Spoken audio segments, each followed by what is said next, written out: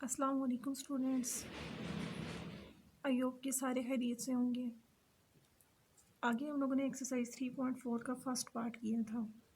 आज हमने एक्सरसाइज 3.4 का सेकंड पार्ट करना है। फर्स्ट पार्ट में क्या था कि जो हमारे पास फंक्शन होता था वो सिंपल फंक्शन होता था, यानी कि उसमें जैसे आपके पास आ जाता था ln ऑफ x आ जाता था या आपके पास tan इनवर्स x आ जाता था। बेसिकली क्या होता था, सिंपल फंक्शन होता था। उसमें फंक्शंस की पावर जो होती थी वो 1 हो जाती थी, 2 हो जाती थी या 3 बस। लेकिन यहाँ पे जो आप लोगों ने करना है वो है आपके पास फंक्शन की पावर थोड़ी ज़्यादा है, यानी थोड़ा फंक्शन जो दो आपको दिए गए हैं वो थोड़े कॉम्प्लिकेटेड है, सिंपल फॉर्म में नहीं है। तो क्वेश्चन आपके पास क्या है, इंटेग्रल x का क्यूब e की पावर 5 dx।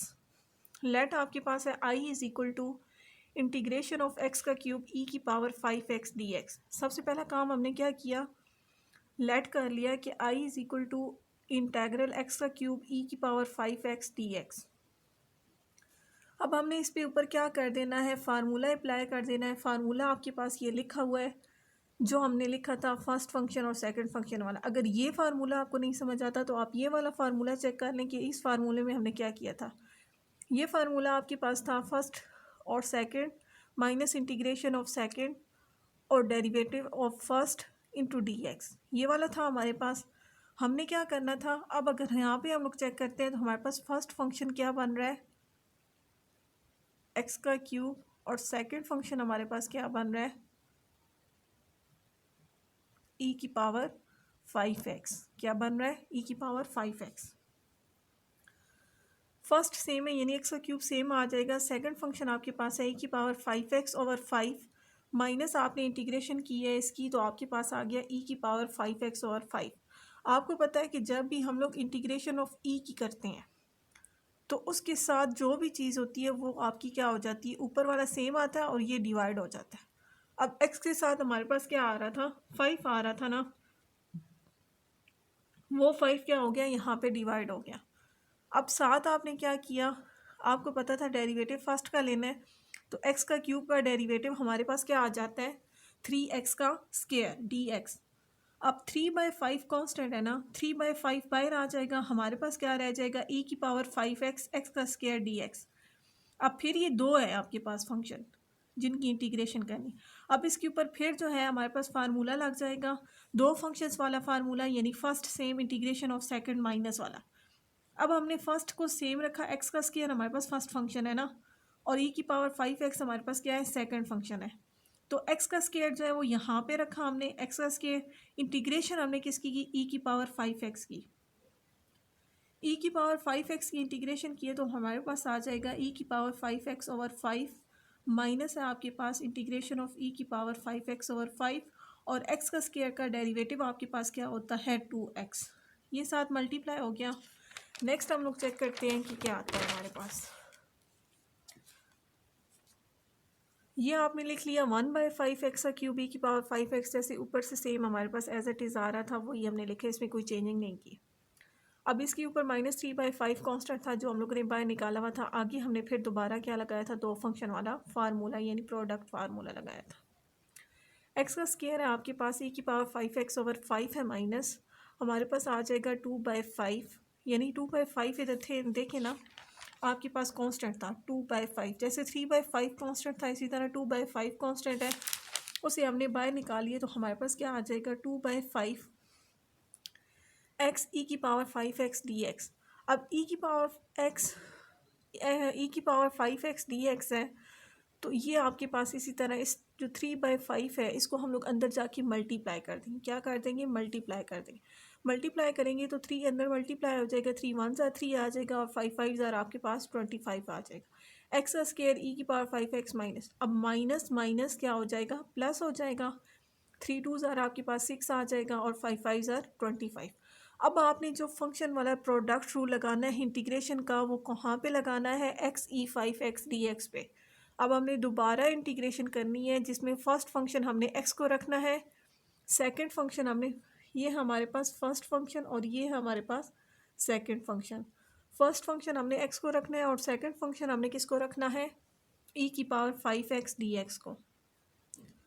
अब हमारे पास आ जाएगा आई इज इक्वल टू, आपके पास आ जाएगा 1/5 एक्स का क्यूब ई की पावर 5x माइनस 3/25 एक्स का स्केयर ई की पावर 5x प्लस 6/25 एक्स ई की पावर 5x/5। अब ये कैसे आया है कि वही फार्मूला जब लगाएंगे आप तो फर्स्ट सेम आपके पास x आ जाएगा, फिर आपके पास आ जाएगा e की पावर 5x/5 माइनस आपके पास आ जाएगा e की पावर 5x/5 और इसका डेरिवेटिव आपके पास क्या होता है, x का डेरिवेटिव 1 होता है। x का डेरिवेटिव क्या होता है हमारे पास 1 डेरिवेटिव लगाएंगे तो साथ आ जाएगा dx। ये वाला सारा हमने ऊपर से देखे सेम ऐसे ही लिखना है, चेंजिंग हमारी अंदर आएगी। ये आपके पास था 5 कांस्टेंट, तो 1/5 को बाहर लिख लिया x ई की पावर 5x। इसी तरह यहाँ पे 5 कांस्टेंट है तो -1/5 को बाहर निकाल लिया। e की पावर 5x की इंटीग्रेशन हमने करनी है, किसकी इंटीग्रेशन करनी है, e की पावर 5x की।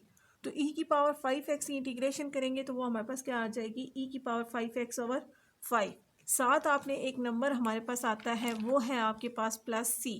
क्या है आपके पास +c, क्योंकि जब भी इंटीग्रेशन कंप्लीट होती है तो साथ एक कांस्टेंट आता है, वो आपके पास आ गया +c।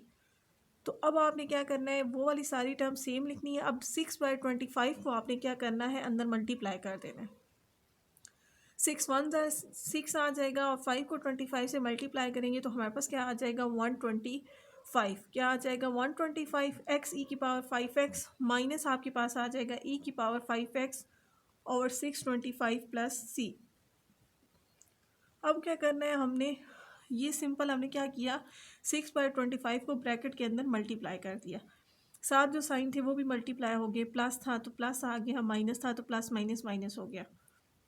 अब हमने इस स्टेप में क्या किया है कि आप और करें तो ये सारे जो है वो डिविजिबल बाय 5 है। 625 भी 5 पे डिवाइड हो जाता है, 125 भी 5 पे डिवाइड हो जाता है, इसी तरह 25 जो है ये भी 5 पे डिवाइड हो जाता है। तो हम 1/5 को कॉमन ले लेंगे और दूसरा आप चेक करें ई की पावर 5x सब में आ रहा है, इसमें भी आ रहा है, इसमें भी आ रहा है और इसमें सब में आ रहा है। हमने क्या काम करना है, ई की पावर 5x को भी कॉमन ले लेना। जब हम 1/5 ई की पावर 5x को कॉमन ले लेंगे तो हमारे पास जो पीछे रिमेनिंग टर्म्स रह जाएंगी वो कौन कौन सी होंगी, एक्स का क्यूब, एक्स का 3/5, यानी कि हमने 25 को 5 5 25 होता है ना, तो फिर एक 5 बाहर है तो पीछे हमारे पास क्या रह जाएगा 5, 3/5 एक्स का स्क्वायर प्लस आपके पास आ जाएगा 6/25, यानी 125 कैसे आता है, 25 को 5 से मल्टीप्लाई करें तो माइनस 125 को 5 से मल्टीप्लाई करें तो क्या आता है 625। तो यहाँ पे आपके पास आ जाएगा -6/125 प्लस c। ये है आपका रिक्वायर्ड आंसर जो आपने इंटीग्रेशन किया है। किसकी इंटीग्रेशन की है, फंक्शन था आपके पास x का क्यूब e की पावर 5x dx। ये फंक्शन था आपका जिसकी आपने इंटीग्रेशन की तो आपके पास आंसर क्या आ गया, रिक्वायर्ड। ये आंसर है आपके पास। अब आगे हम लोग चलते हैं फोर्थ पार्ट की तरफ। फोर्थ पार्ट में आपके पास जो क्वेश्चन आए हैं उनमें हमने पावर रूल लगाया था। ये देखिए आपके पास पावर यानी स्क्वायर रूट की फॉर्म में आ रहा है फंक्शन, वैसे सिंपल है, इसमें कोई tan इनवर्स नहीं है, ना ही आपके पास नेचुरल लॉग आ रहा है, सिंपल आपके पास फंक्शन आ रहा है और वो किसकी फॉर्म में, स्क्वायर रूट की फॉर्म है। अब स्क्वायर रूट की फॉर्म में है तो इसको हम लोग क्या कर सकते हैं, या तो हम लोग इस पर प्रोडक्ट रूल लगा सकते हैं, यानी कि हम लोग क्या कर सकते हैं, लेट कर सकते हैं कि एक आपके पास ये फंक्शन है और एक आपके पास कौन सा फंक्शन है, 1 फंक्शन है, ठीक है। यानी कि आप लोग एक फंक्शन ले लो, आपके पास आ जाएगा 3 - 4x का स्क्वायर और सेकंड फंक्शन आप लोग ले लो 1 को। ये भी हो सकता है, ये आपकी चॉइस है कि आप उस मेथड से करना चाहते हैं, इस मेथड से करना चाहते हैं, जो आपको इजी लगे आप उससे कर लें। तो यहाँ पे हमने क्या किया है, सबसे पहले एक काम किया है, उसमें हमने चेक किया है कि इसका स्क्वायर बनता है या नहीं बनता। 2 2 = 4 होता है और ये आपके पास क्या है, x का स्क्वायर है। तो हमने क्या किया, y = हमने किया 2x, देन dx = आपके पास आ जाएगा 1/2 dy। जब हमने डिफरेंशियल इसके ऊपर अप्लाई किया तो हमारे पास आ गया dx = 1/2 dy। अब आप सोच रहे होंगे कि 1/2 dy कैसे आया है, क्योंकि यहाँ पे dy है ना, ये देखें ये dy आ गया तो यहाँ पे 2 dx आ गया, तो ये जो 2 है ये साइड पे मल्टीप्लाई हो जाएगा तो हमारे पास क्या आ जाएगा 1/2। हमने इसकी वैल्यू भी तो निकालनी है, क्योंकि मैंने आपको बताया था कि जब इंटीग्रेशन की जाती है अगर आप अंदर चेंजिंग करते हैं यानी कि x की जगह आप y पुट करते हो सब्स्टिट्यूशन की जगह, तो फिर जो आपके पास डिफरेंशियल होता है उसे भी आपने चेंज करना होता है, उसे भी उस लिहाज से करना होता है कि यहाँ पे y है तो यहाँ भी y आना चाहिए। यानी कि अगर आपने फंक्शन को y की फॉर्म में लिखा है तो आप इंटीग्रेशन भी तो y के लिहाज से करेंगे ना, तो इंटीग्रेशन y के लिहाज से तब होगी जब आपके पास यहाँ पे dx की जगह dy होगा। वो हम लोगों ने कर लिया। dx आपके पास क्या आ जाएगा, इक्वल टू 1/2 dy आ जाएगा। dy इज इक्वल टू आपके पास क्या है, 2dx। अब हमने क्या करना है, इसको फंक्शन के अंदर लगा देना है। हमारे पास क्या आ जाएगा, 3 - 2x²। ये हमने जस्ट क्या किया, 4x² का क्या बना लिया, होल स्क्वायर बना लिया। वो होल स्क्वायर हमने बनाया तो हमारे पास 2x का होल स्क्वायर बन गया। उसकी जगह हमने क्या पुट कर दिया, y पुट कर दिया, और dx की जगह जो वैल्यू आई थी वो पुट कर दी। वो हमारे पास आई है 1/2 dy। अब हमने क्या किया है, यहाँ पे हमने प्रोडक्ट रूल इंटीग्रेशन वाला लगा के फंक्शन को सॉल्व नहीं किया, डायरेक्ट हमने एक फार्मूला जो था उसे लगाया है तो हमारे पास आंसर आ गया। फार्मूला हमारे पास क्या है, integration of square root a² - x² dx। अगर हमारे पास जो फंक्शन है वो इस फॉर्म में हो, यहाँ पे हमारे पास फंक्शन है a², यहाँ पे 3 है ना, इसे हम लोग 3 को इस तरह भी लिख सकते हैं, √3 का होल स्क्वायर। अब √3 का होल स्क्वायर जब हम इसको इसके साथ कैंसिल करेंगे फिर भी हमारे पास क्या आ जाएगा, 3 आ जाएगा। तो यहाँ पे फिर हमने क्या किया, x², अब हमारे पास क्या है, a², तो हमारे पास आ गया √3 का स्क्वायर, और x² हमारे पास क्या है, y का स्क्वायर। अब ये फार्मूला है आपके पास कि x/2 आपके पास आ जाता है square root of a² - x² plus a²/2 sine inverse x/a। अब अकॉर्डिंग टू फार्मूला हम लोग क्या करेंगे, इसमें वैल्यूज़ पुट करेंगे। आप ये चेक कर लें, आपके पास आ जाती है वैल्यू।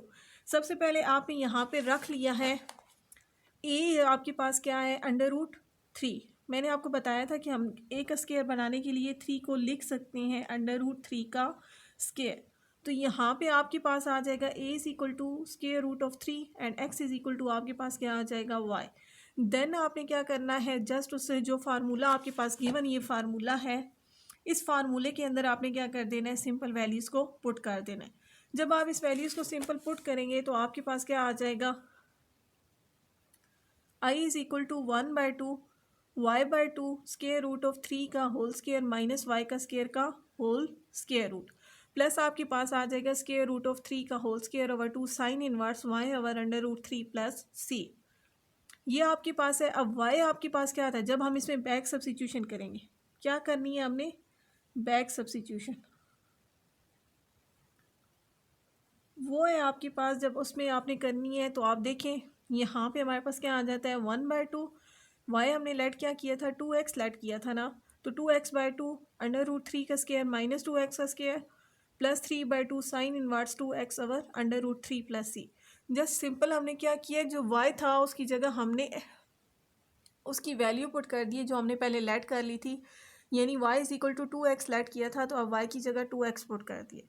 जब इस इक्वेशन को सिंप्लीफाई करेंगे 2 से कैंसिल हो जाएगा, ये आपके पास स्क्वायर कैंसिल हो जाएगा, 3 आ जाएगा, और 2 2 4 4x का स्क्वायर आ जाएगा, plus 3/4 sine inverse 2x over आपके पास क्या आ जाएगा, √3। यहाँ पे आपके पास क्या है, 3/2। अब देखिए ये है आपके पास रिक्वायर्ड फंक्शन, जो आपने रिक्वायर्ड इक्वेशन निकाली है इस फंक्शन को इंटीग्रेट करके। तो आज हमने किया है क्वेश्चन नंबर 2 और क्वेश्चन नंबर 4। तो आपका होमवर्क है कि क्वेश्चन नंबर 2 और क्वेश्चन नंबर 4 से रिलेटेड जितने भी क्वेश्चन आपके स्मार्ट सिलेबस में हैं उसके अकॉर्डिंग आपने अपना होमवर्क कंप्लीट करना है और अपने नोट्स को अच्छे से बनाना है ताकि आपके लिए आसानी रहे। ओके स्टूडेंट्स, अल्लाह हाफिज़।